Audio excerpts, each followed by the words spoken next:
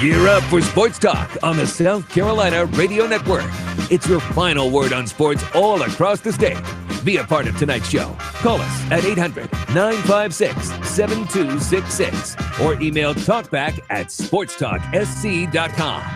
Now here are your hosts, Phil Kornbluth, Kevin McCrary, and Tom Hayes. He was able to learn plays, teach the plays back to us, talk about his own, like Rick said, his own history, his own ability to overcome adversity, and he's an impressive guy. And, we're excited about being able to add him to the team. All right, Deshaun Watson goes from being a Tiger to a Texan as a number 12 pick in the NFL draft last night. He wasn't the first quarterback taken. He wasn't the second quarterback taken. He was the third quarterback taken. We'll wait and see how that pans out in the future, who was right and who was wrong. But certainly sounds like Bill O'Brien and the Texans are just ecstatic to have Deshaun Watson in their organization. They love him as a player. They love him as a winner. They love him as an individual. So a good fit, it would appear. And, Pro, you said here that Houston would be a good place for Deshaun Watson to land because they're not – it's not a team. They're a playoff team from last year. It's not a team in chaos. It's not a team where he's got to go in and load everything up on his back and turn them around in a hurry. It's many reasons why it's good for him to be at Texas. The first one is the fact that you could tell last year that team belonged in the playoffs, and they were there. And if they had any kind of quarterbacking at all, they'd have beaten New England in New England. Mm-hmm. They were that tough. Plus, he doesn't have to have Jadeveon Clowney chasing him because they're teammates. So he won't. There's one defensive end he won't have to worry about in the league. But, yeah, they have a tremendous defense. I thought O'Brien being a Belichick disciple, they love college graduates. That's another key. He's got his degree, and they grabbed him up. And when they talked about some other things about him going to the blackboard and be able to show the plays that he had just learned from their coach, Mm-hmm. and they lucked out and got him. But I thought he wouldn't have been good because they're established teams. As you said, they're not in chaos. And those fans out there who love quarterbacks, just pray for Mr. Trubisky because he's in a mess with the Chicago Bears. And for Deshaun Watson in Kansas City, he doesn't have the wide receivers he's got in Houston either. He's got better talent around him that he did not have in Kansas City or would not have. Starting with one, Nuke Hopkins. And I was just thinking, now Nuke he's been in the league, 3 years? Is that right? He's been in the league 3 years? I want to say four. So he and Deshaun didn't play together. No. At Clemson. Yeah, I was just trying to turn the years back and see if the two connected when they were at Clemson, but I guess that would have been Taj and Nuke. Deshaun's favorite weapon, of course, Mike Williams, going to the Chargers with the 7th pick of the draft last night. So 2 Tigers selected, the only 2 from the state. 7 o'clock tonight, the draft resumes with rounds 2 and 3, and we'll see how many more from Clemson will go. Not expecting anybody from South Carolina to go tonight or, for that matter, even tomorrow at this particular time. There'll be some Gamecock signing free agency, but it does not look like any of them will be drafted in this particular draft, which kind of tells you the state of things left behind at South Carolina when Steve Spurrier and his gang left town, and the rebuilding job talent-wise facing Will Muschamp. Now, this will change in the next few years. South Carolina will produce NFL-ready, will be drafted moving forward. Just going to take a little bit more time to get those kind of players into the program. Well, if you're South Carolina, your best players, you glad they're going to be there for about 2 or 3 years. You don't want anybody leaving right now. I thought it was ironic. Well, it'd be nice if you could get a high level of talent, like Clemson has done, graduate them or see them leave after the 3 years, and then replace them with more. Because think about next year's draft and Clemson. who will the Tigers send in the next year's draft in all likelihood? Certainly Christian Wilkins could be the number 1 pick in the draft next year. If a team picking number 1 needs a defensive lineman, you got to think he's going to draw a great deal of attention. So that'll be one. And there'll be others who will be coming off the team in terms of eligibility, like Mitch Hyatt will be a third-year player. He'll be eligible for the draft. I'm just thinking about some of the other offensive players. Deion Kane will be eligible for the drafts. So the point is, Clemson's losing, like they've done the last few years, they're losing a load of talented players, but they're replacing them with equally talented players who also become you hope draft they're picks. equally as talented. Well, so far they're proven to be equally talented. I mean, look at there's been no drop. Show me a position on Clemson going back from this little run, say from 14, 15, 16, where there's been a drop-off at a position. Well, we don't know what a drop-off means, because as long as you had your quarterback, there's not going to be a drop-off, because he helps defense and offense. Now, your defense is really going to have pressure on it. We'll see how they but that's where the coaching comes in. Everybody talks about talent. That's where the coaching comes in. When talent leaves, you're going to have to adjust your coaching. But I think it's ironic that Mike Williams is now in Los Angeles, and then down the street, Pharaoh Cooper is with the other team in Los Angeles with the Rams. Yeah. That's interesting. All right, couple of things to tell you about off the top of the show. Mark Donnell is transferring to Clemson. Graduate transfer student from Michigan, 6'9". He was a starter at Michigan as a sophomore, eventually lost his job to Mo Wagner, and this past year was a backup, averaging 12 minutes and about 4 points per game. He'll have 1 year of eligibility. It was announced today. Well, it really wasn't announced. It was reported first early this morning by a Toledo area television reporter, Jordan Strack.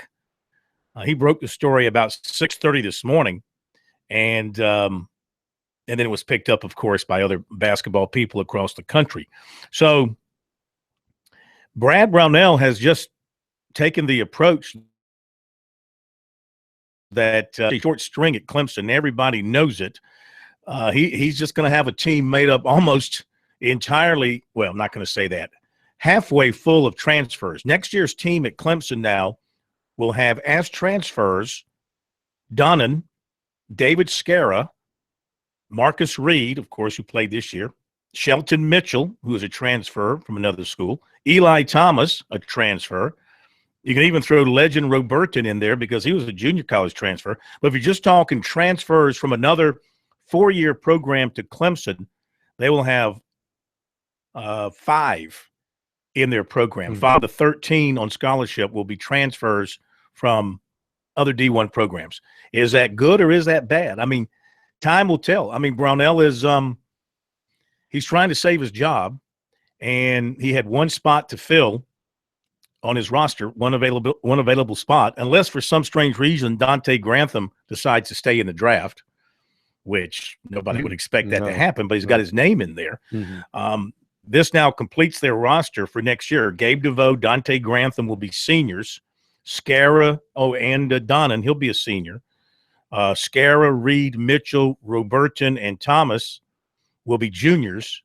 And then a freshman class of Scott Spencer, A.J. Oliver, Malik William, Amir Sims, and Clyde Trapp Jr.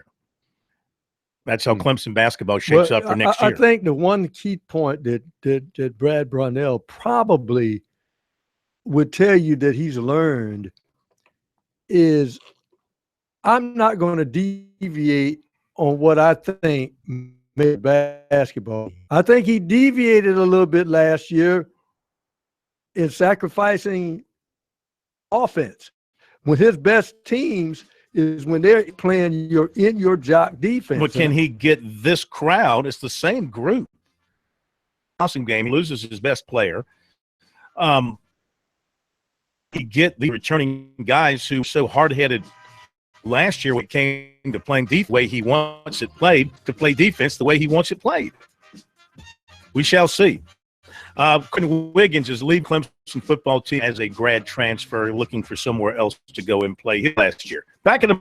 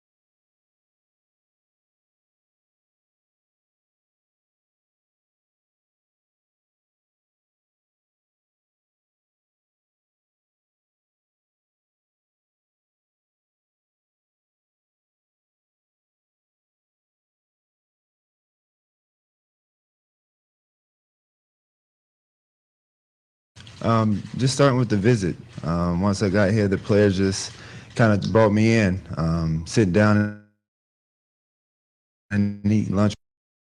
Well, there's many things, John. I mean, he's a winner. 33-5.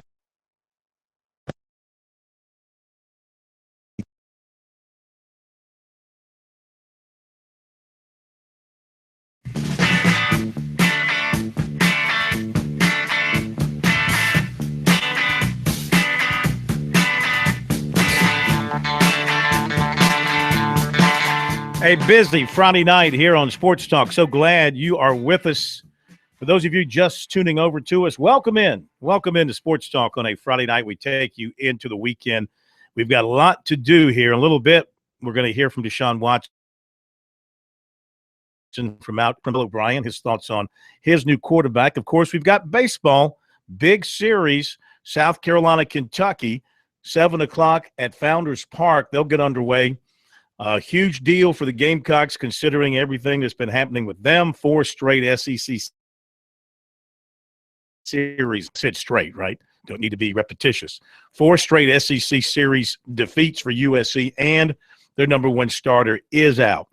It's kind of getting to the point where it's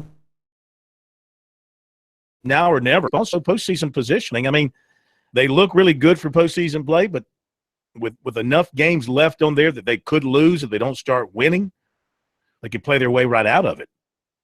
And then you've got Clemson at North Carolina. That'll start at 6:30 tonight in Chapel Hill.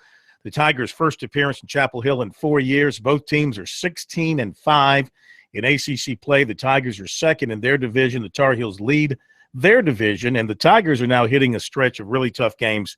Well, they're already into it after going to Florida State a couple of weekends ago, then Wake Forest last weekend. They're hitting that stretch where they are facing the top competitors in the ACC. They've got Louisville coming up in a couple of weekends after this. So things are going to get very interesting there, and the Tigers will try and continue their winning ways. Though the last time they went on the road was to Florida State, and they lost that series. At North Carolina, very, very good team. Both of these teams ranked inside the top 5. Right now, Texas A&M is playing at Mizzou, and it's A&M 10, Missouri nothing in the top of the 7th inning.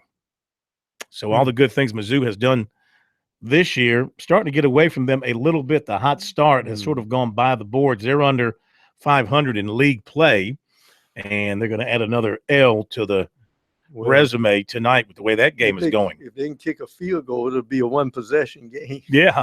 Also coming up on the program tonight, we'll have the full Monty on NASCAR. And we begin tonight as we head into the height of the golf season here in South Carolina, as the weather now is definitely warm and heading towards hot for the months to come.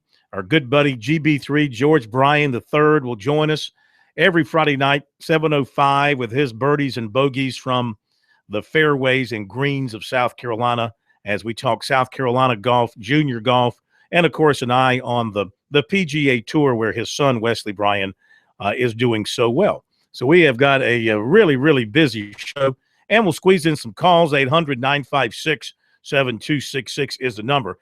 Let's go to Houston. They had the welcoming press conference today with Bill O'Brien, the head coach. They also had the GM there and, of course, the man of the hour, their number 1 pick, quarterback Deshaun Watson out of Clemson.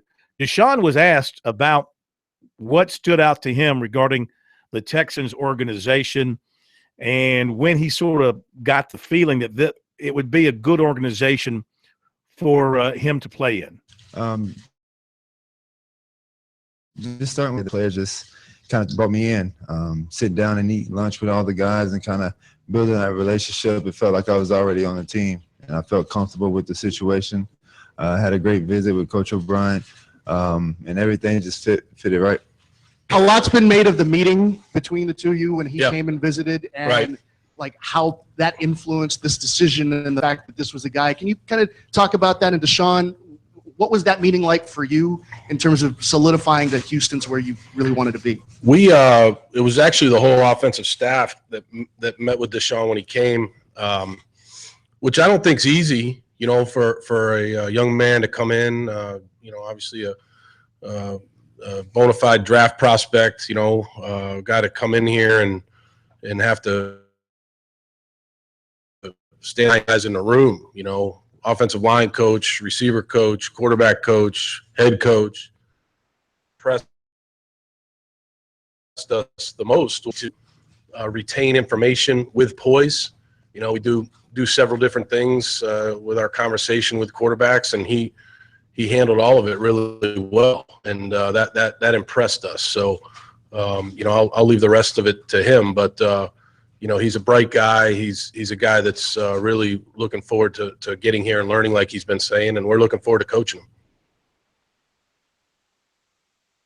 And Bill O'Brien from the presser there today at Houston. So it certainly sounds like they are happy to have him. And, of course, while Bill O'Brien is his boss on the field, the man signing his checks is a former Gamecock, the owner of the team. Yes, he is. Yeah. McNair, Bob McNair. Gamecock fans like to say that after graduation, most Clemson fans refer to Gamecock fans as the boss. So little joke there, people. Little joke, lighten up. How about a little hardy har har? Well, that's the old joke they used to talk about Northwestern kids. Yeah. When the cheer used to come out, that's okay. You're beating us now, but you'll be working for us one day. That's what they. I'm not exactly sure that's what the cheer. I cleaned it up a little bit. Yeah. But anyway, he'll be happy to sign those checks as long as Deshaun is throwing touchdowns and not interceptions. And I think I see no reason why he won't have an outstanding career in Houston. Look at the division they're in. Now, you have to question the Colts defense right now. I know they have Luck at quarterback, but their defense is a little bit shaky. Jacksonville is in perpetual rebuild mode. Mm-hmm. So they play their cards right. They keep that defense together. And you get Deshaun Watson with a year under his belt, they could rule that division for a few years. Very talented team being built there in Houston. And they have a rabid fan following, got a beautiful stadium. So it's a good place to start your NFL career. Good luck to Deshaun as he heads off into that. Continues tonight with rounds 2 and 3, cranks back up again at 7 o'clock. What a wild night that was in Philadelphia. And the NFL's probably hit on something with what they did last night. It's the first time they've held the draft outdoors and opened it up for as many people as there were there last night. We'll see how many are there tonight. But I can see them now moving it around the country to their various cities and having the same kind of scenario. And, the commissioner was booed lustily every time he walked on the stage, but he loved it. Yeah. Mm-hmm. Dude's making $35 million. So what is he from Philadelphia fans? He egged them on. So it was a good night for the NFL presentation and the drama. There was movement, there was trading, there was some suspense. There was, of course, the big surprise with what the Bears did. The Panthers did as expected. They seemed to be extremely happy with Christian McCaffrey. And it was brought up today on an article too, and this is something to consider that future college players are going to no doubt look at, and the college coaches are going to have to deal with, and that is that neither McCaffrey nor Fournette were penalized by the NFL for skipping their bowl games for whatever reason. And so here down the road, the opposite can forward and uncles and mothers whispering in your ear, hey, look, you've given the school all you can give. You go out and play in a bowl game, you run that risk of getting hurt and hurting your draft status. Just issue a statement how much you love your coach and you love your school and you love your teammates, but it's just time for you to move on and focus on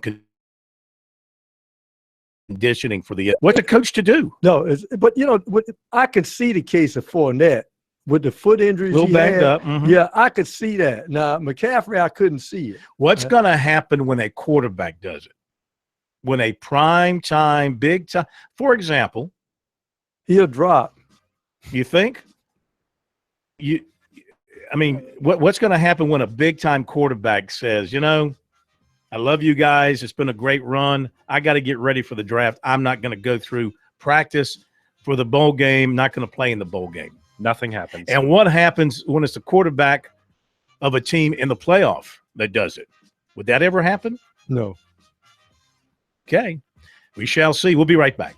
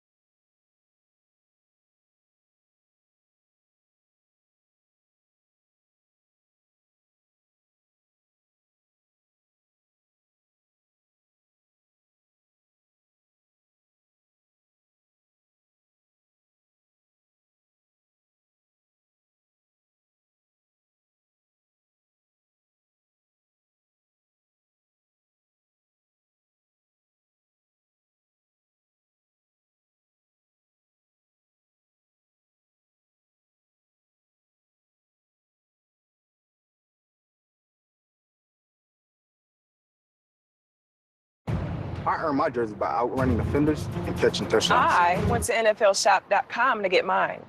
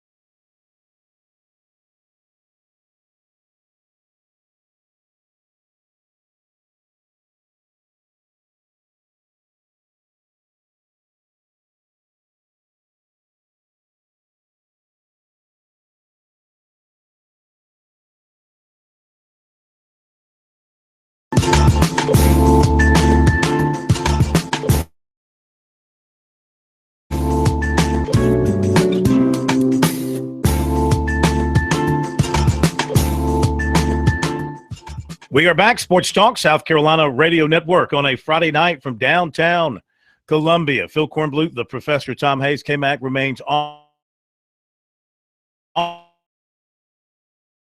Rogers Martin III is I was gonna say, can I be Jarmart the Third now, just as the nickname? It just sort of flows. Jarmart the Third. Jarmart the Third. Playing hurt tonight. You okay over there? Yeah, it's a questionable start earlier today, but I am out here. We never quite got to doubtful, but definitely questionable game time decision. But here I am. Flu-like symptoms, but we're all right. Just stay away from us is all I got to say. Nothing Lysol can't stay handle. over in your little cocoon area there. Do not walk into the studio. Have you ever been more proud of the glass? Yes. I'm glad it's double pane. Clemson and North Carolina underway in Chapel Hill, 2 out, top of the first. Tigers are batting. South Carolina and Kentucky. By the way, the pitching matchup, Charlie Barnes for the Tigers as they now go to the bottom of the first. Charlie Barnes is pitching for Clemson tonight, and J.B. Bukakis is pitching for the Tar Heels, and everything looks normal with the Clemson lineup for tonight. South Carolina and Kentucky coming up at 7 o'clock tonight over at Founders Park in Columbia. It will be Will Crow, junior righty, against Sean Jelly, sophomore righty. 6-2, 4.02 ERA for Jelly. Crow is 4-3, 3.25 ERA. Tomorrow, Adam Hill against Zach Logue. And then USC will wait to announce its starter for Sunday after the Gamecocks see what they have left arm-wise after these first 2 games. Last year, Kentucky won 2 of 3 in Lexington, including one that went 12 innings, the rubber game of the series. The Gamecocks won the opener 10-5. The Wildcats, the second game, 6-0, and then the Wildcats took the third game 5-4 in 12 innings. As we've talked about, this is a Kentucky team with a lot of offense, a .315 batting average, 43 home runs, 297 runs batted in. They've also taken 203 walks and have been hit by pitches 71 times. They will strike out a little bit, as big sluggers do, hard swingers do, 258 strikeouts. But they got a little speed, though, their ratio, 48 out of 75. They've been thrown out a lot. They run a lot, so I guess that's why they've been thrown out so much. That's almost 50%. Yeah, I mean, that's really not a good percentage from the standpoint of your success rate. You know what that tells me? That tells me that their coaching staff wants to speed up the pitcher. If they know you're going to run, he's liable to throw more fastballs than breaking pitches. So I think that's a coaching staff that wants to speed up the pitcher. That's what it looks like to me. I don't care if he get thrown out. If he grooves one, sometimes you can knock it out of the park and it'll be a 2-run homer. Qualifying at Richmond this afternoon, and it looks like Matt Kenseth. I never know when I look at the NASCAR website, the one for the fans. I never know statistically when if they've completed it. But yes, it looks like Matt Kenseth has won the pole at Richmond today, where they said it was very steamy. So he is on the pole for this weekend's race. He led all drivers with a speed of 121.076. Second career pole at Richmond. Ryan Blaney will also be on the front row with a speed of 120.854 for the number 21 Wood Brothers Racing Ford. Rounding out the top 5, Martin Truex Jr., Ricky Stenhouse Jr., and Joey Logano. More on racing coming up from Monty Dutton, the full Monty on NASCAR coming up at 7:30. What else did I want to pass along to you this afternoon? That's pretty much it. We're just standing by for the start of the draft. We got NBA playoffs tonight. Celtics try to move on to round 2, see if they can close out the Bulls tonight in Chicago. No Rondo again tonight.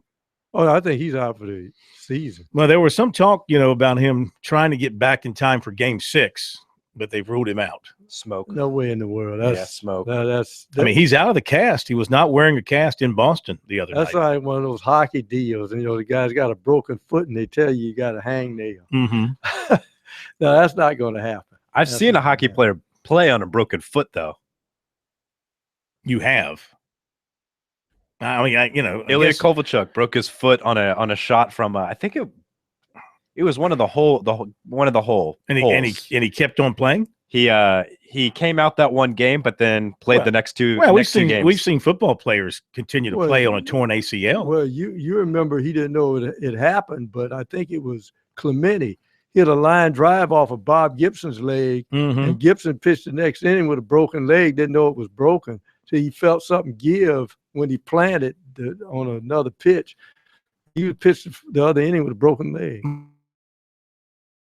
Yeah. See, Clemson, North Carolina now. They're in the bottom of the first in Chapel Hill. And when Charlie Barnes on the mound for the Tigers, off to a good start. He's gotten the first two North Carolina hitters retired. Hard to believe it's been 4 years since Clemson last played baseball in Chapel Hill, 2013. Wow. But that's the rotation of the series. And it's a shame with the expansion of the league that you don't get the every year matchup of some of your best teams because of it. Let's go to Wes in Florence for a phone call here on Sports Talk on this Friday. Wes, how are you? Welcome in. Really good. Well, first of all, I'll get to cover your Mighty Mighty Ladder Vikings Monday night for News 13 over here. The softball and baseball teams both playing at home. So good luck there, Phil. Good. Number two, looking forward to next year's draft for both. I mean, I'm a Clemson fan, but both for Clemson and for South Carolina and for, I guess, Coastal for that matter. Are there anybody that jumps out that says, maybe it comes out early, or any seniors that you think might get picked in the first couple of rounds? And I'll hang up and listen. Thanks a lot, Phil. All right. Well, we talked about Clemson a little bit earlier and what they could look forward to in the draft next year. I mean, Deion Kane, Mitch Hyatt, if he decides to come out after his third year, it may be a high draft pick. On the defensive side, Austin Bryant, of course. Christian Wilkins will be ready to come out and will be a high draft pick, could be the number one pick in the draft. Cleveland Farrell could come out after this year if he so chooses. Let's see, perhaps Dorian O'Daniel. Just looking at some of the names here of possibles. These be the ones at Clemson I would suspect right now as your top prospects for the draft next year. Now at South Carolina, Sky Moore. Oh yeah, certainly Sky Moore would be one. Let's look on the offensive side. Not many people eligible except Zach Bailey. Zach Bailey would be eligible. Debo Samuel. Debo would be eligible. And that's possible. If Debo has another big year, I could see that possibly. But Zach Bailey's probably right now South Carolina's top NFL draft prospect for next year on the offensive side, which again, it's a good thing in that, except for a couple of guys who will be graduating, but they're going to have most of their offense back next year. Hayden Hurst will be eligible next year. Hayden would be he'd be eligible right now. Well, that's true. That's true. Social Security, but he's not ready. But next year he'll be ready to look at it, and I could see him going on defense. I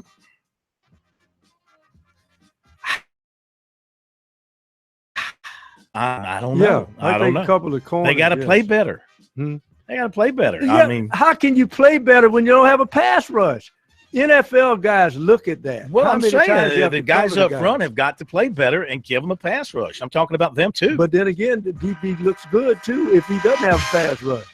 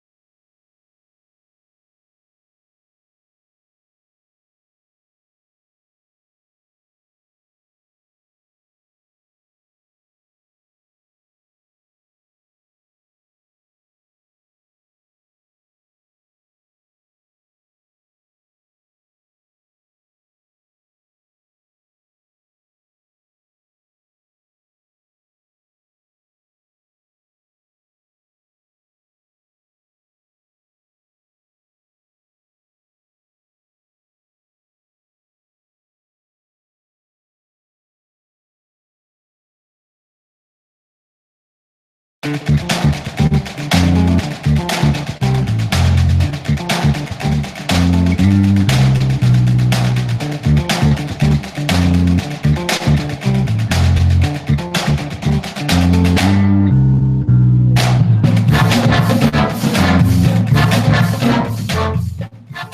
right, no score up in Chapel Hill, but Seth Beer doubles to right center. Have a beer, Tar Heels.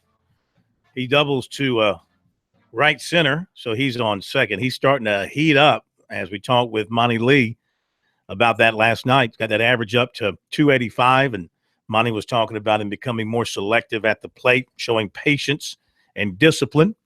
He gets a leadoff double for the Tigers in the top of the second inning. All right, let's give you the recruiting rundown for tonight. 6'9" Michigan grad transfer Mark Donnell has decided to enroll at Clemson for his final season. In fact, graduation ceremonies at Michigan, I think, are tonight. He chose Clemson over Vanderbilt and Creighton. So he'll graduate tonight and then mosey up where he could work his way into the starting lineup. The Tigers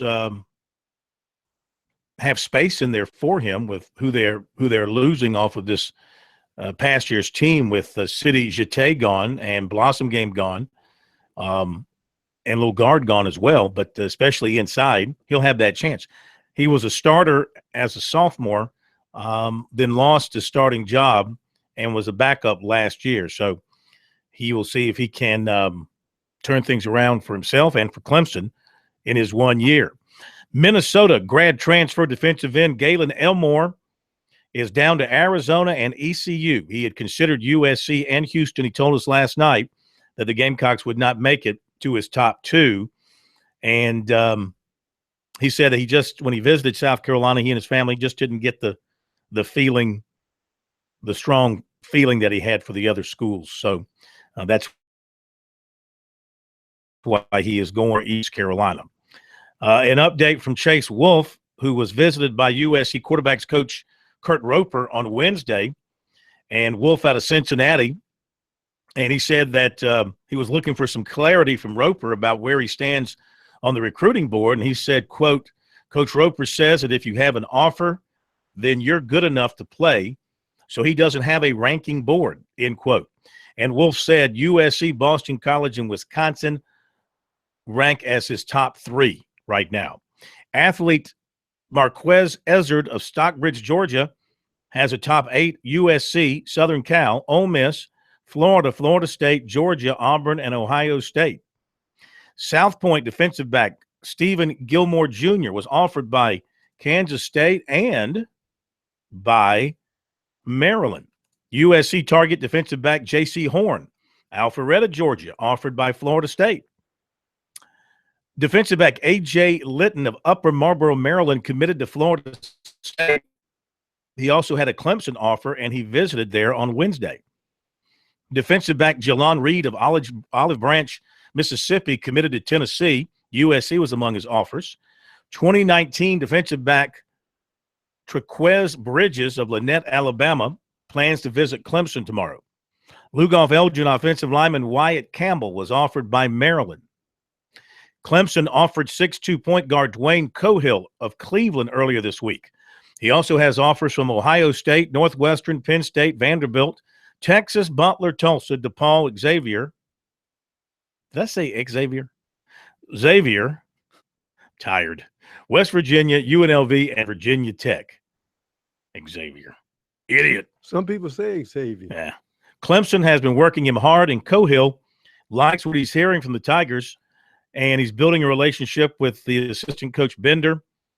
And he said Brownell came to see him play in Texas last weekend, liked the way he played, said he is a stuff the stat sheet kind of guy.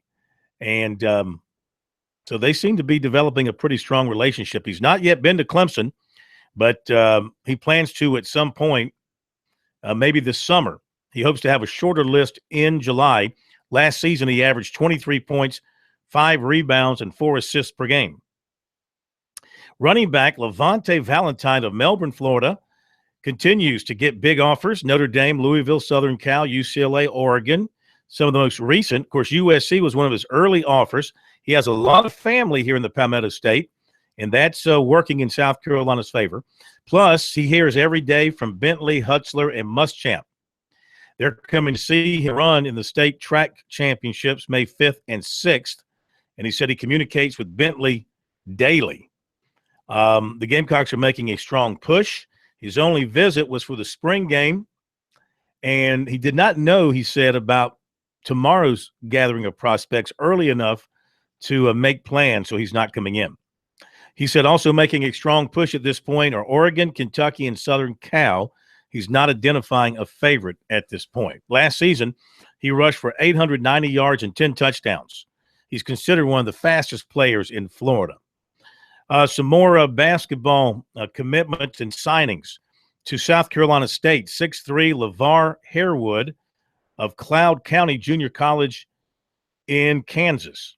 The Citadel has signed Caden Rice and Tariq Simmons. Rice was a North-South selection and an all-state player at Ridgeview High School. And Simmons comes out of Keenan High School, and he's a 6'2" guard. So they're headed to the Citadel. At Winthrop, the Eagles' Pat Kelsey announces the signings of 6'3" Charles Falden from Richmond. And, here we go. 6'5", Jermaine Ukebu. Ukaegbu. Ukebu. He is from Springbrook, Maryland. They signed with Winthrop. Newberry, Coach Dave Davis has signed school, all-time leading scorer at Airport High School. He averaged 18.5 points per game this past season. And he also signed Winston Andrews. And Andrews is also from the Columbia area. He's from Cardinal Newman. Yes, he's out of Cardinal Newman High School. Okay, I think that's it for the signees. One more basketball. Tyler Murray has been named an assistant coach after 2 years as the head coach at Shorter University, a Division II school. So Coach Bob Ritchie, new head coach at Furman, naming Tyler Murray as an assistant coach. Led his team to a 17-12 record this past season. There you go with recruiting. Now, don't forget, South Carolina's got a recruiting day tomorrow. They're calling it a day, and they'll have some of their 2018 committed players on hand. Some of the other players who have said that they plan to be in include offensive lineman, linebacker Dax Holyfield, cornerback J.C. Horn, defensive back R.J. Roderick be one to watch for a possible commitment this weekend for South Carolina, I would say. Defensive lineman Rick Sandidge, tight end Gavin Schoenwald, defensive back Christopher Smith, receiver Dennis Smith, tight end Tommy Trimble, and offensive lineman Dylan Wanham all have indicated that they will be in for USC's event on Saturday. Of that group, I mean, you never know what's going to happen. Certainly the Gamecocks lead for Roderick. I think it's a possibility that he'll commit, not a definite. He may still want to kind of play the game a little bit. I think he's probably the best chance of those who've been identified as coming in. He's probably the best chance. Again, you never know. He could just hit somebody in the heat of the moment, and they decide to go ahead and pull the trigger on a commitment. Of course, we all know commitments don't mean anything this time of year. Got to wait until signing day, which I guess they'll have that chance to sign in December once they get all that ratified and get the date set for that early signing period and get it done a little bit sooner. I still don't see the value in that. If you're going to have an early signing period, get it done before the season, if you ask me.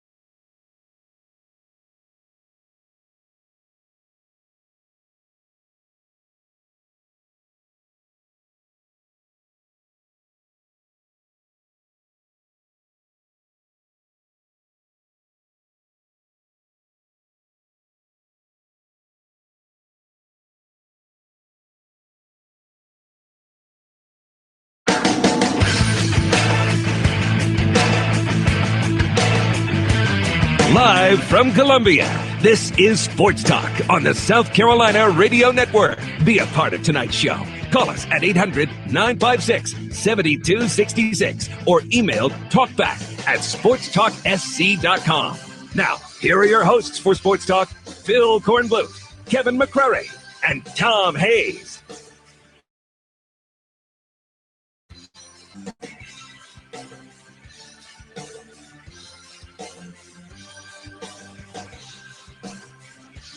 We are back. Sports Talk, South Carolina Radio Network, here on a Friday night. Very, very busy. Busy night here on Sports Talk. NFL Draft is getting back underway in Philadelphia.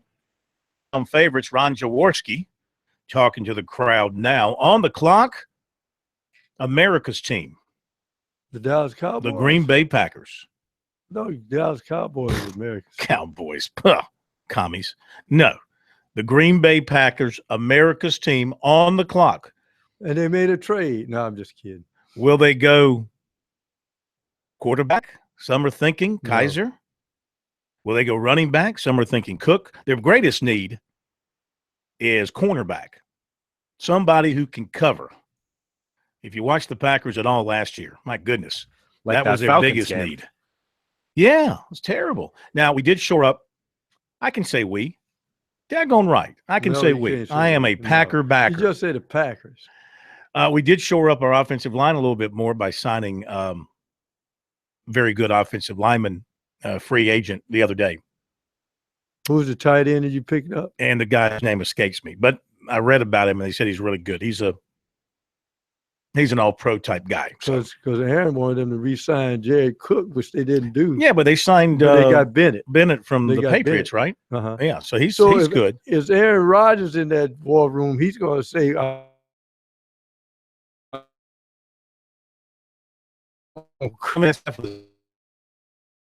season, and he Cook, the running back from Florida State. But I'm going to say Jared Cook. Where did he land? Did he sign with anybody? Mm-hmm. Yeah, I forgot where. I mean, he was great. He made a spectacular catch against the Cowboys. Yeah, but he is injured. Whatever. He's not much of a blocker either.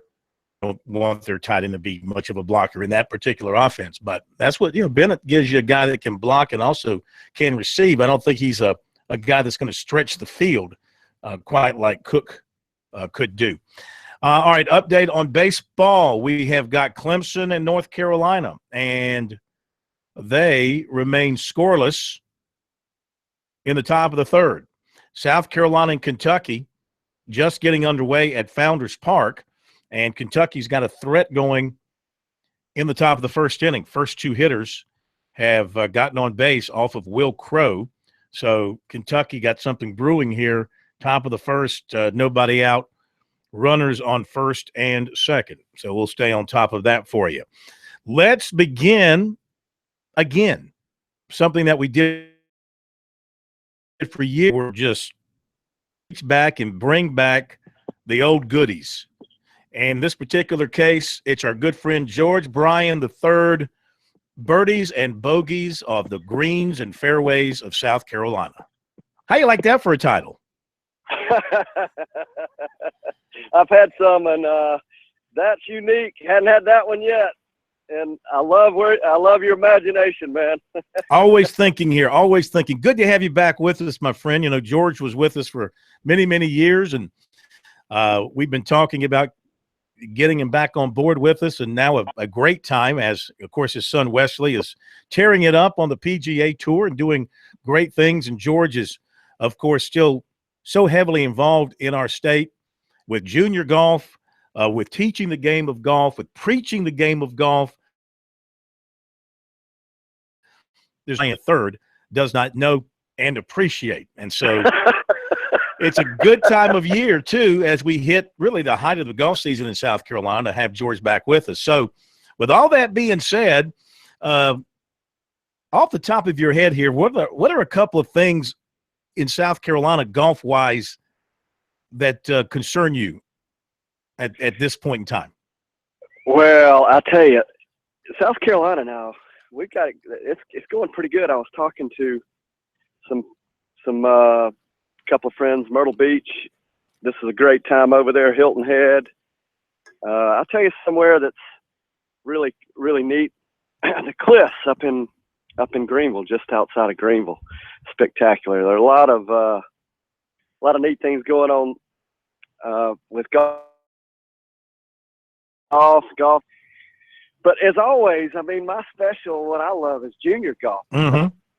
And shoot, man, we got the best junior golf association in the whole country. South Carolina Junior Golf Association has been the last 15, 20 years. We got tons of talent. Right now, the number one player in the world from right here in Chapin. And I was at Partee Driving Range this past Saturday and Sunday and ran into Scott Johnson. And I haven't seen him and hadn't talked to him in probably 10 years. So, Phil, I mean, South Carolina, in my opinion now, is the king of golf. South Carolina is king. Mm-hmm. For many reasons of the world. That's just a fact. No doubt about it. Hey, Partee Driving Range did host the East Coast Long Drive Championship last Saturday and Sunday, and you qualify for the World. And it was really cool. Have you ever been to a long drive championship? You know, I have not. I think I have met a long drive champion or a long drive competitor before, and have kind of seen him from a distance working on his game, but it's pretty unique, is it not? My very first time ever, and it is extraordinary. We're talking about clubhead speed off the charts, 150 yards, 150 miles an hour, 200 miles an hour, or 120 to 30 yards, if not more. And the last day, a guy named Tim Burke is the champion. He won the event. And into the wind, he flew it over 350 yards. It was a total about 385 shot into a 10-mile-an-hour wind. And hey, it's fun. Now, are these long drive? Are these guys addressing the ball like you would normally hit a tee shot, or are they kind of like, you know, gyrating and rearing back and running up towards the ball and slamming it that way? I got to tell you, they are standing there. You know, it seems like they'd be using a bazooka or something with that kind of clubhead speed. But no, they stand up to it. It is a spectacle to watch how fast they swing the club. It reminds me of a cartoon. That's what it reminds me of. And the sound is just amazing. My eyes don't follow that golf ball during certain light. There's no question about that. But it is a lot of fun. And anybody, I'll tell you, that's one thing that we will be following.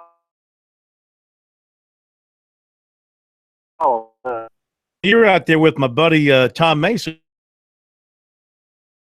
correct? Then he just did a splendid job. And the Dutch Fork golf team, along with a lot of other juniors, South Carolina junior golfers, donated their time and also worked really hard to conduct the event. It was very well attended. I mean, you couldn't hardly get a part. But Coach Kyle Kimry had his Dutch Fork golf team out there volunteering to conduct the event. And I tell you what, it moves. Unlike some of the golf action that kind of moves slow. It moves on, and it's match play. At least this event was. And I don't know that much about it. Yeah. But I intend to find out. Well, now, I mean, do you consider yourself in your prime, were you long off the tee? Phil, in my mind, I might have been, but I'll hit it. I poked it out there. You play with me. I'm short now compared to the others. I was inadequate as far as length. I hit it very short. Yeah. But you were usually right down the middle. Hey, we used to brag. We used to talk about it in my mind how long I was. That's how we all are. I hit it down. I did hit it in the middle, but I didn't hit it very far. All right, hang on, George. We're going to hit a break and come back with you here for a few more minutes and talk more about junior golf. Talk about the college golf teams in our state with the tournaments coming up and what you're expecting there. And we'll be back, more bogeys and birdies with George Bryan III right here on Sports Talk.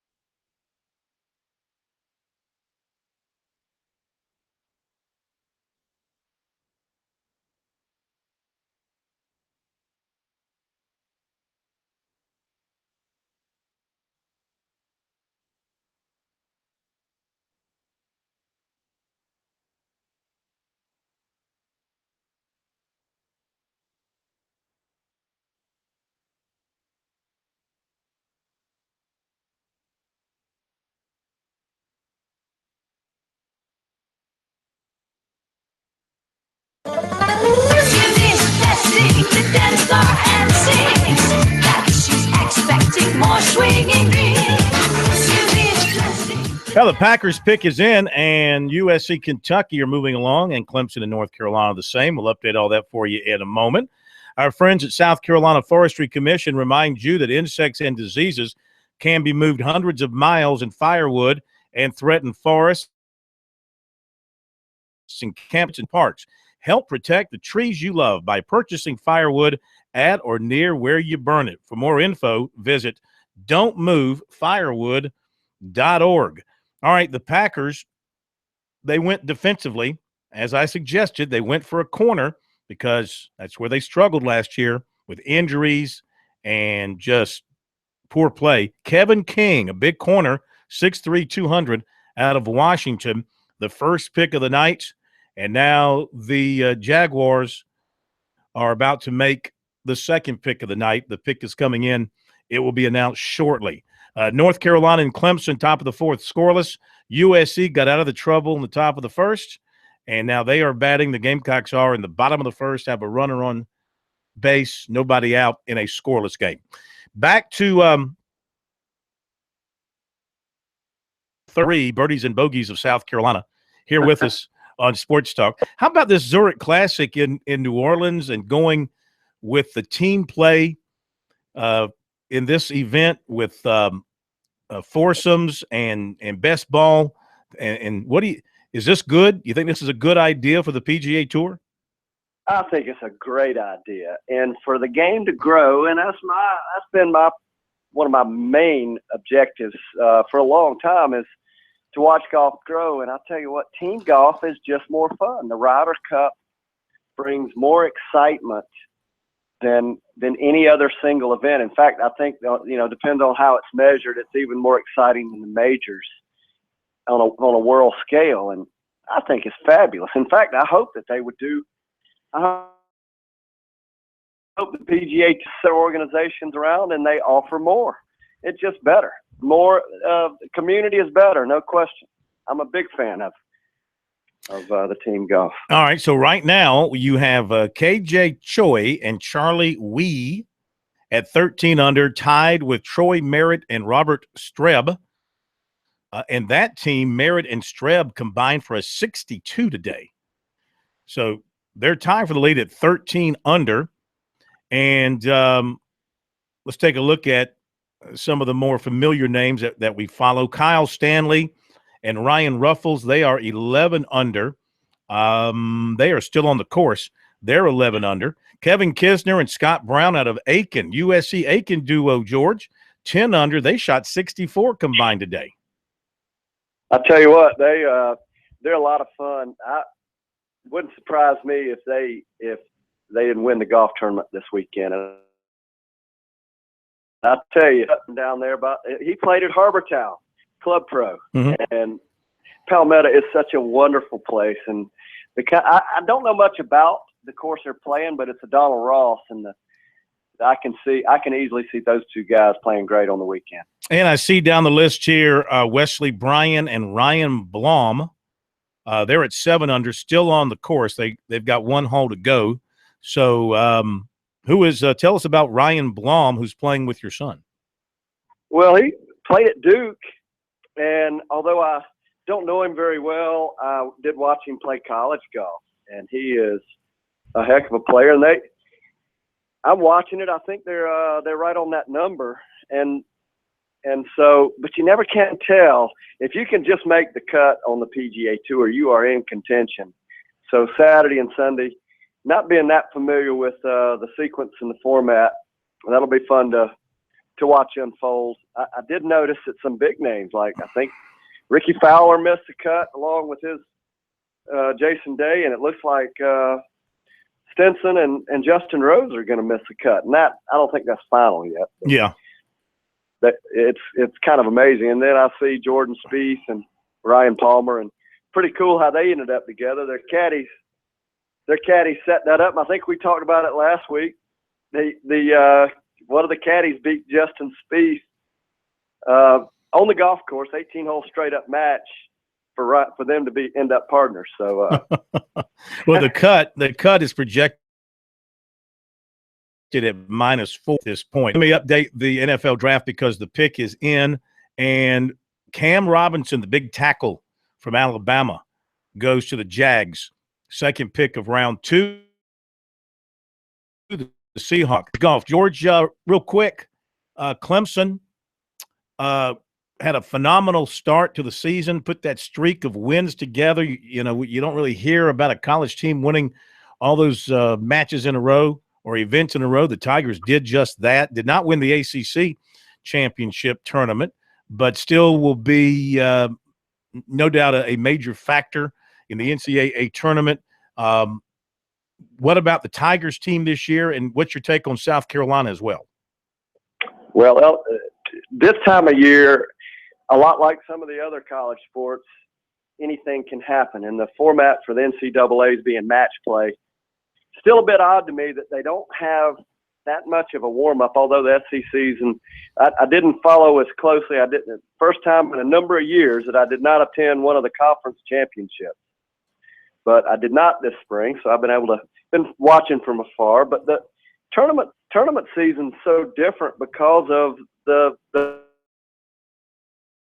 format. The idea of match play. Mm-hmm. It wouldn't surprise me if any of our teams got into that Final 8 and even won a national championship. I mean, South Carolina's on a pretty good roll. We've talked about that the last couple of weeks too. So, hey, I did want to recognize junior golf. I mean, that's my favorite thing. Trent Phillips is on top of the SCJGA rankings.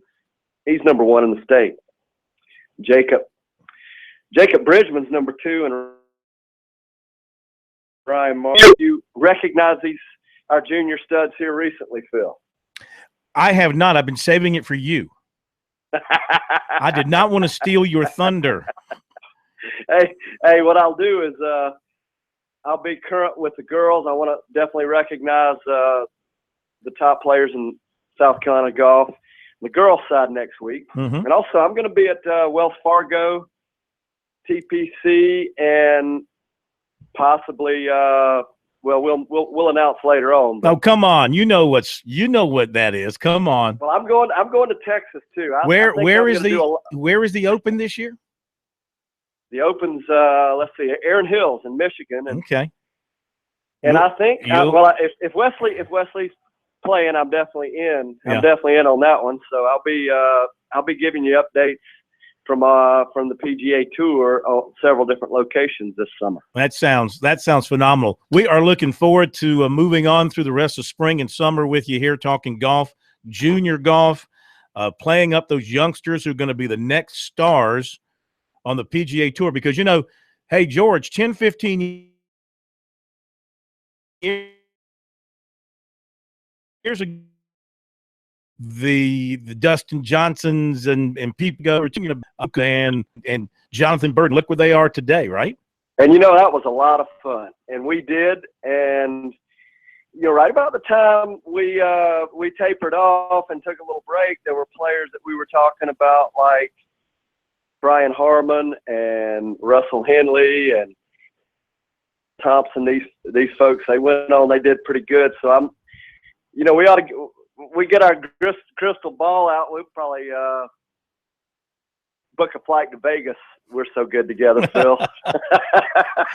I'll leave the gambling to you, George. I do my gambling on the tee box in the green whenever I'm trying to sink that putt. There you go. That's a real gamble. All right, my friend. Have a good weekend. We'll talk to you next week. Good evening. Take care. GB3. Years ago when George was with us doing this Friday night, he was in Scotland. He was in Scotland on a golf trip. And he was so dedicated to us. He's on the phone in the hall in his hotel or wherever he was staying. Bed and breakfast. And I guess it's 5 hours, 6 hours ahead there. So it was like 2 a.m, and people were complaining about him being loud. That's because he hallway. had to use a payphone on the wall outside in the hallway. Thanks to GB3. Looking forward to having his birdies and bogeys with us here on Fridays on Sports Talk. And we'll be back in a moment.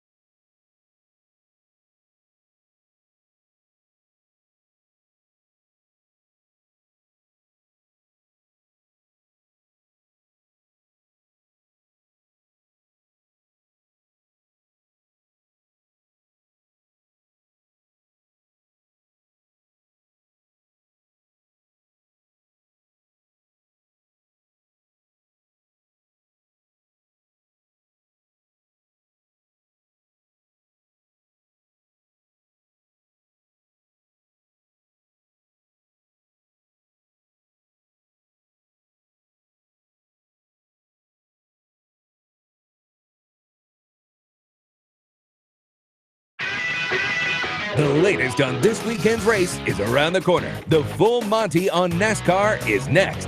This is Sports Talk.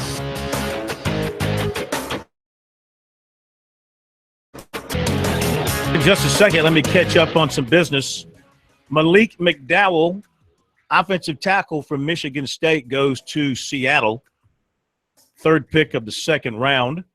USC, Kentucky, top of the second, scoreless. Kentucky has runners on the corners with one man out. Clemson and North Carolina, bottom of the fourth, no score. Two are out in the bottom of the fourth there. All right, Monty Dutton joining us from MontyDutton.com. The full NASCAR on the full Monty on NASCAR. There we go. The full Monty, not the full NASCAR on Monty, the full Monty on NASCAR. Hey, Dale Jr. So, it's hard to believe that after this year, there's not going to be a competitive Earnhardt in Monster Cup Series racing. The family, there's nobody really coming up through the family ranks there who's going to pick up the name. Well, Jeffrey Earnhardt is still pretty young, but he's sort of like he's nowhere close to having a big ride. It's doubtful that he's going to be a major contributor based on his career to this point. What's his relation to Dale Jr.? Kerry's son. Dale's older brother, Kerry's son. So he would be Dale's nephew. That's right. Junior's nephew. So you were probably relaxing at your palatial estate when the news came down. What was the first thing that hit you in your head when you heard the news? I thought it was fake. Huh. Was roadandtrack.com, completely reputable. But sometimes you read these things and they're on a fake website that's made to look like a real website. You ever seen that? Yeah. And so, but then I looked in and I read the story, and you can usually also tell from the professionalism of the story. So I knew it was legit. So,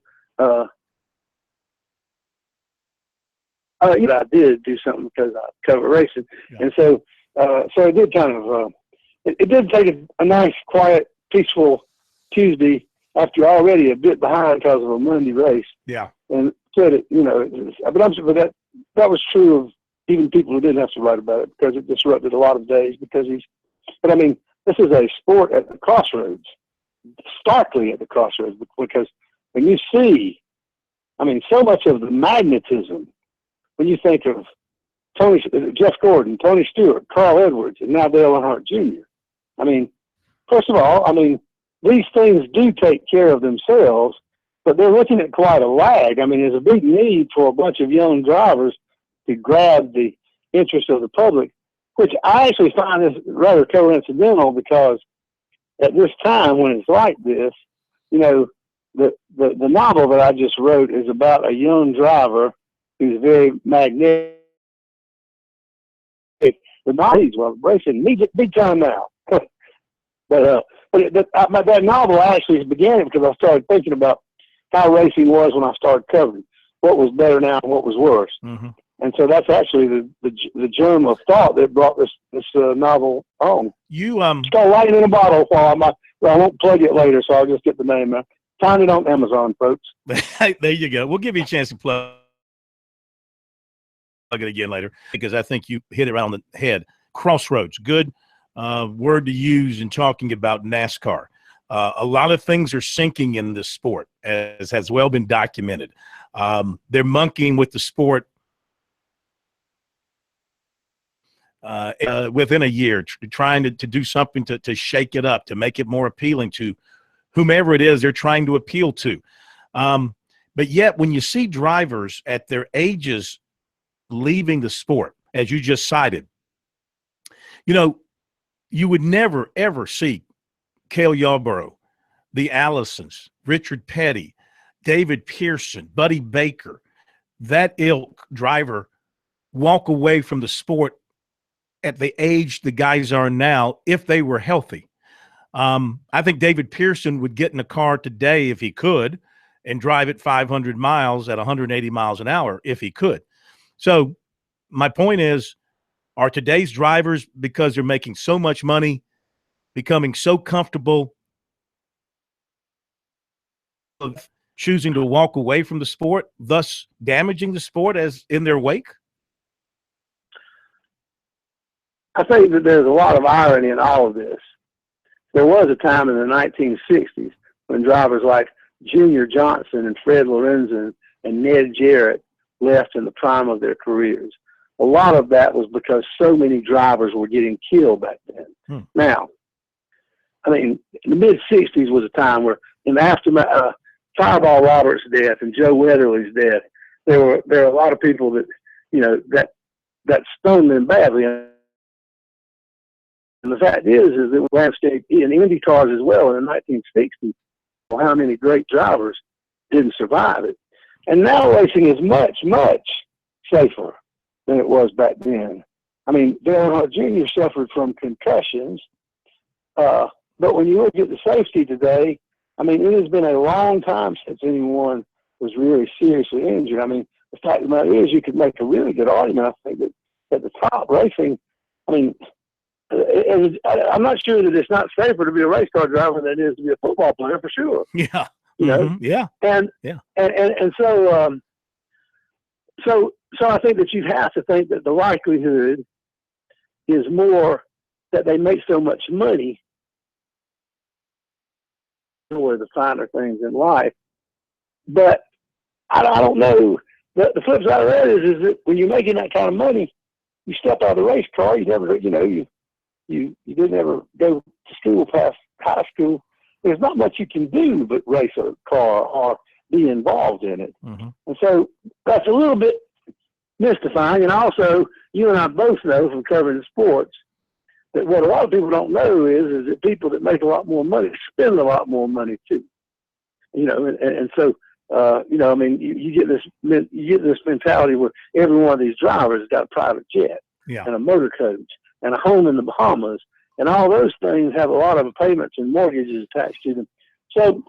So in general, people have always said in every sport with this kind of money, they're going to retire when they're 30. And as a general rule, they don't. But I think that maybe I think that from race car drivers that I've talked to, from people along the lines of a Tony Stewart, people like that, I think that maybe what makes them walk away is that they just get tired of the rat race. I think that a lot of guys, I know that, like for instance, Stewart is he won a sprint car race a couple of weeks ago. He's out of NASCAR, but he's still driving race cars.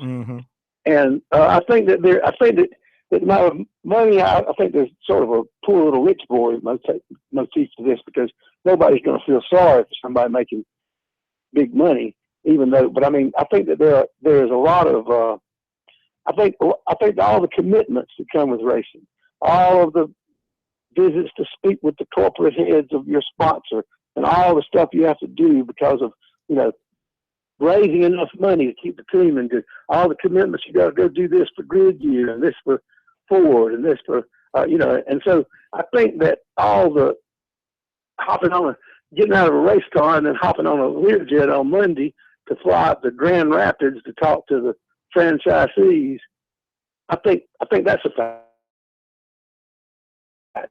Minute and 45 seconds. Will Dale Jr. win a race this year? I'd say toss up. I think he's in a similar situation. Stewart managed to win a race, but he did. I think that so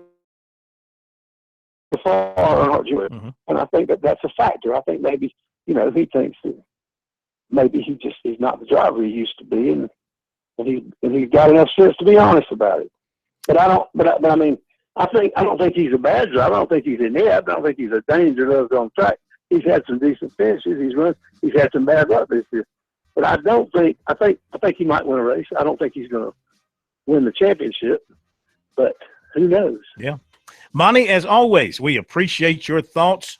You can get more from Monty and also find out all about the books he's writing on his website, his blog, MontyDutton.com. Thank you, Monty. You're welcome, Phil. Have a good weekend. We'll be right back.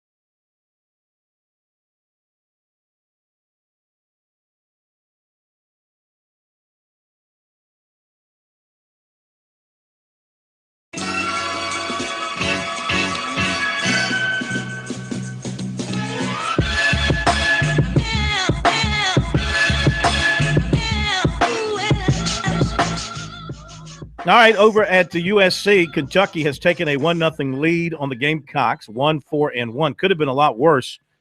Kentucky's had plenty of base runners in the first 2 innings. They've left 4. The Gamecocks have an error on the board, 1 hit, no runs. They've left 1 at this point. And they're going to the top of the 3rd. I'm telling you, with USC's offense, the way it's going right now, 1-0 might as well be 5-0.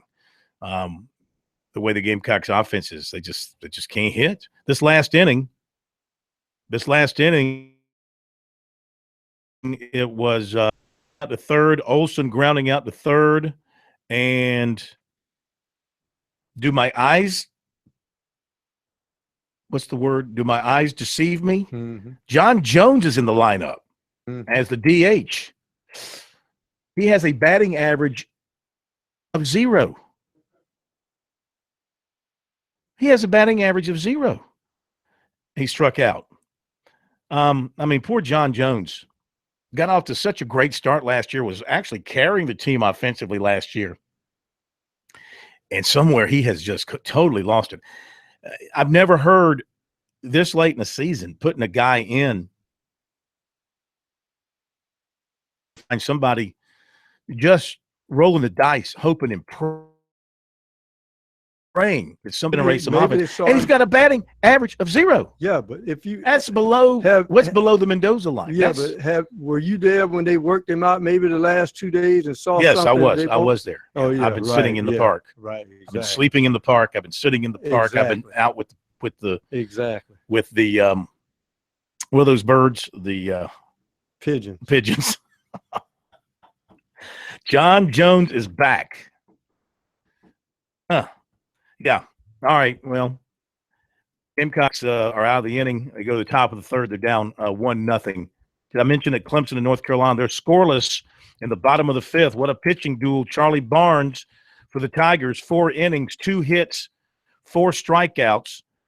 He's only thrown 51 pitches as he's pitching now in the bottom of the 5th. And there's 1 away. Kerry used to say the bottom of another 5th. Yes. And pitching for North Carolina equally as well, J.B. Bukakis.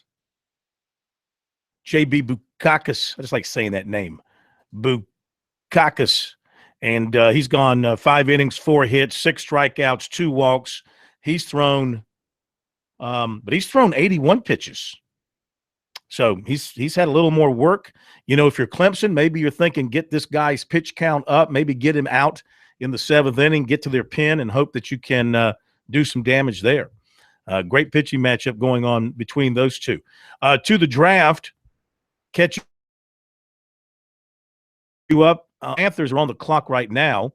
The Jets just took Marcus May out of Florida, safety.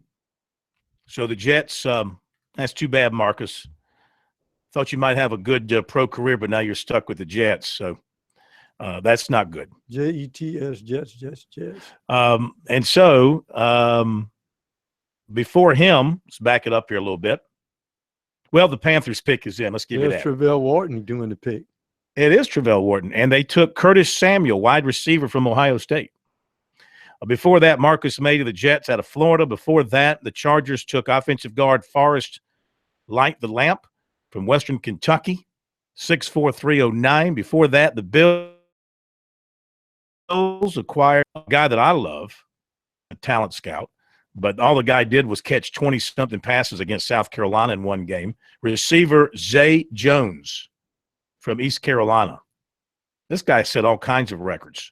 Yeah, his if I'm not mistaken, his uncle is the old East Carolina quarterback. What was the guy that played with the Bengals years ago? I'm trying to think his name. Z Jones and Zay Jones? No, his last name was not Jones, but I'll look it up. But but I think his uncle played quarterback there. The Cardinals took safety Buda Baker from Washington. Yeah, that Washington secondary was good last year. They should let him do the prayer before the meal. He could be the one that does that. Oh boy! All right, no letters. I got a nasty letter from somebody the other day when I was talking about my position here in the office. as a certain high level. Somebody took offense to it. No, don't take any. I'm joking. Don't take any offense to that, people. My goodness. Careful. It's late on a Friday, and the Seahawks took defensive tackle Malik McDowell from Michigan State. I think we covered that. So there you go. The Vikings are now on the clock, and I hope they take somebody really bad, lousy, who can't play, kind of like some of the players they've been taking in recent years. Wait, was that all of your apology for the statement? That covered both statements. That was an apology for both. Oh, because I thought you were going to say that I was God, and that was the apology. That who was? That I was. No, I wasn't going there. Here's somebody calling in right now, probably to object to my mentioning of a prayer in such a manner. All right, so South Carolina, Kentucky checking it out. Kentucky threatening again. Will Crow has been in trouble every inning. Every inning he's been in trouble. Let's see what his pitch count is up to at this point. It's got to be high. He's in the third inning. He's already thrown 53 pitches at this point. He's not long for this game. This is not good because the Gamecocks can't afford to burn up too many arms because they don't have a starter set for Sunday. So Crow needs to get some quick innings and save his arm some, and also save that bullpen. I found out Zay Brown, his uncle, was Jeff Blake. Oh, Jeff Blake, good player. Yeah, great quarterback at East Carolina. Let's go to now. Last time we tried to bring him on, he hung up on himself. Let's see if he's figured out how to work his phone. Cockett. How you doing, Phil? Hey, what's up, Pro? How you doing, brother? Cockett, do you realize that you have the honor of being the last caller of the week before the draft? Yes. Well, this is a great day. I celebrate my daughter. Oh, 5-year-old birthday today. That's sweet. Yes, and she just loves herself some daddy, and she's a big. I have to interrupt. Like I have to interrupt you. I don't called like this this one. I don't like one. this. The Vikings took Dalvin Cook. Great for them. Goody. Yeah, not Now happy you about have that. to chase him around. Not happy. I'm sorry. Go ahead, Cockett. She's also the big Boston Celtics fan, just like her daddy. Yes. And we were sitting there eating popcorns, and she was just happy, saying, "Boston beat them." Yeah. I said, "Boy, I know that I got a good one right there. I'll tell you that." Sounds like she's been indoctrinated. Yeah, I mean, it's sad to say. I know I'm gonna hurt your heart by saying this, but she also a Cowboy fan too. Loser. And yes, and my other thing is, did you think it's time for Ray Tanner to be looking at a new baseball coach? I know y'all want to get a guy another 2 or 3 years to his contract ends, but I just don't see this guy recruiting is not the par compared to what Ray Tanner left, and the fans is not pleased. You can see that the attendance are dropping, and the way they playing, they might not even make the playoff for the first time in 15 years. No, they missed the playoffs a couple of years ago. In his second year. We got to go. Let me just say, no, I don't foresee and don't think that Ray Tanner is going to do anything like that. Regardless of what happens the rest of the season, it's been a tough year. They haven't played well. They haven't coached well. They've had some injuries. It's all kind of combined to put them where they are. Now, here we are talking. They're down 1-0 to Kentucky. They turn around and win this game. Somehow you'll be thinking a different way. Ask Georgia about kind of getting rid of a coach. Yeah, you have to be so careful about that. Chad is continuing. He and his staff, they are continuing based on what I read and the reputations of the players who are committing. They're continuing to recruit to South Carolina and play for Chad Holbrook and pitch for Jerry Myers and be in that facility and everything else that they're doing. So no, 100 times no, not now. Not a time to push that button, though I think that Chad's got to do a lot of introspective studying after this season to figure out how to be a better coach. 4-leaf clover. That'll do it. Have a great weekend. Thanks for being with us, and we'll see you Monday.